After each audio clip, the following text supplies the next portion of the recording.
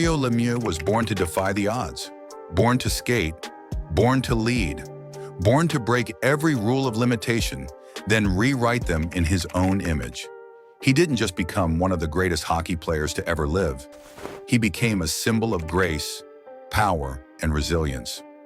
From the cold streets of Montreal to lifting the Stanley Cup, battling cancer, and saving a franchise, not once but twice, Mario Lemieux's story is one of destiny, difficulty, and absolute greatness. He was born on October 5, 1965, in Montreal, Quebec, Canada, the youngest of three boys in a working-class family. His father, Jean-Guy, was a construction worker, and his mother, Pierrette, was a stay-at-home mom. Money was tight, but dreams weren't. In their small home, the Lemieux boys created their own world of hockey, building makeshift rinks in the basement and practicing for hours using kitchen chairs as goalposts. Mario's first stick was carved out of wood by his father. Ice was his escape, and his genius was obvious from the moment his skates hit it. He joined the junior hockey circuit early and exploded in the Quebec Major Junior Hockey League, QMJHL, with the Laval Voisins. Over 3 seasons, Lemieux rewrote the record books. In his final year, he scored an astonishing 282 points in 70 games, including 133 goals. A number so outrageous it felt fictional. NHL scouts knew he was the next big thing, and in 1984, the Pittsburgh Penguins selected him with the first overall pick in the NHL draft. And just like that, the Penguins, an irrelevant, bankrupt, struggling franchise, were gifted a savior. Lemieux wasted no time. In his first NHL game, on his first shift, on his first shot, he scored. Not just a goal, a message. This wasn't a prospect. This was a prodigy. That rookie season, he finished with 100 points, won the Calder Trophy, and quickly became the most exciting thing the NHL had seen since Gretzky. But Mario was different from Wayne. Gretzky was fast, precise, surgical. Lemieux was smooth, enormous, and unstoppable. 6'4", 240 pounds, hands of silk, vision like a chess master, and a shot that could freeze goalies. He made the game look slow. He glided through defenders. He didn't just beat you, he embarrassed you. Through the late 80s, Mario carried Pittsburgh on his back.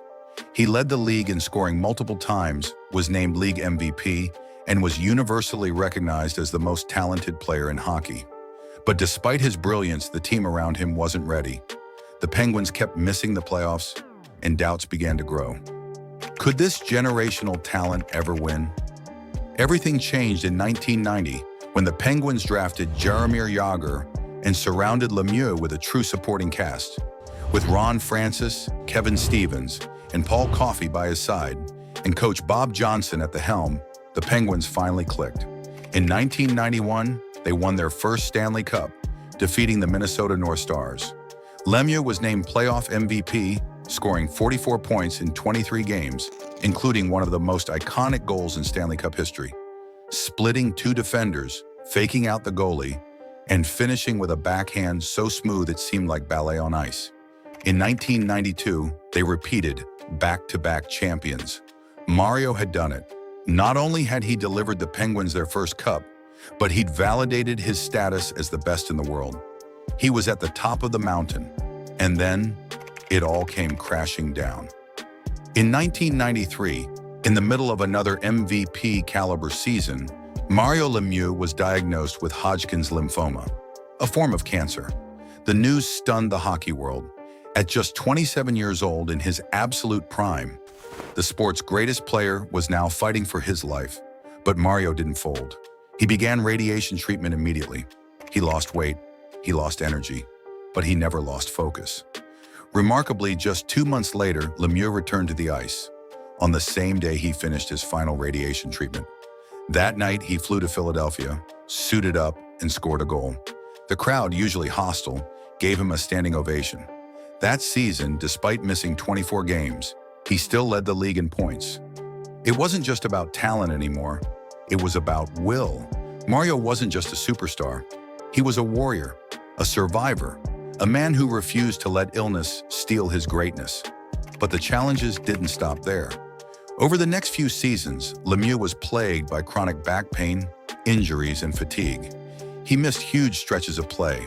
The Penguins relied more on Jagr and the younger core. In 1997, at just 31 years old, Lemieux retired for the first time. Not because he couldn't play, but because his body had simply endured too much. And again, just like in 1993, the hockey world mourned the loss of a living legend.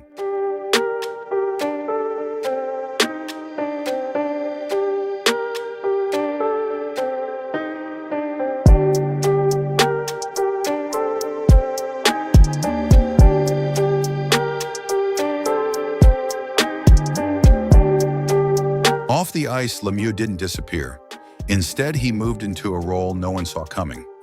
In the late 1990s, the Penguins were in serious financial trouble, facing bankruptcy and a possible relocation. Lemieux, who was owed millions in deferred salary, made a radical move. He converted that money into equity and became the owner of the Pittsburgh Penguins. The best player in franchise history was now its savior. Again. Only this time, with a suit instead of skates. In 2000, 3 years after retiring, he did something that shocked everyone. At age 35, Mario Lemieux came out of retirement, becoming the first player-owner in NHL history. And incredibly, he didn't just return, he dominated. In his first game back, he scored a goal and added 2 assists. He played with his old grace, elevating the team and mentoring young stars like Sidney Crosby, who would become the next face of the franchise. Lemieux played 5 more seasons, battling injuries, but still producing elite numbers when healthy. He retired for good in 2006. When it was over, Mario Lemieux had played 915 NHL games, scoring 690 goals and 1,723 points. His points per game average of 1.88 is second only to Wayne Gretzky in NHL history. He won 2 Stanley Cups as a player, 3 more as an owner, 6 scoring titles, 3 MVPs, and an Olympic gold medal. He was inducted into the Hockey Hall of Fame in 1997, without the mandatory waiting period. But stats can't fully define what Mario Lemieux was. He was elegance wrapped in power, quiet confidence wrapped in grit, a humble French Canadian who let his game speak, a man who came back from cancer, saved a city, saved a team, mentored the next generation, and never demanded credit. He was a savior in skates. In his personal life, Mario has always kept a low profile. He married his longtime partner Natalie in 1993, and they have 4 children. He's known for being a devoted husband and father. His son Austin was born prematurely and faced serious health challenges, but survived. Lemieux later said that raising Austin helped him gain perspective on life beyond hockey.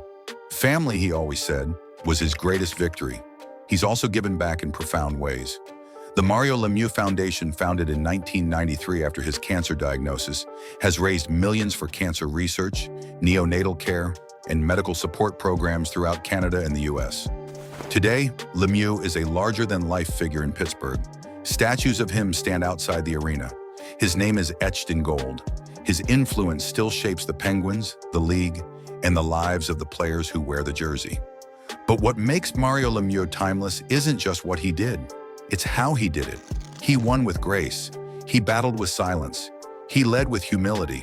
And in every era of his life, on the ice, off the ice, in pain and triumph, he made it all look easy. They called him Super Mario. But really, he was something rarer. He was real. He was fearless. And he was unforgettable.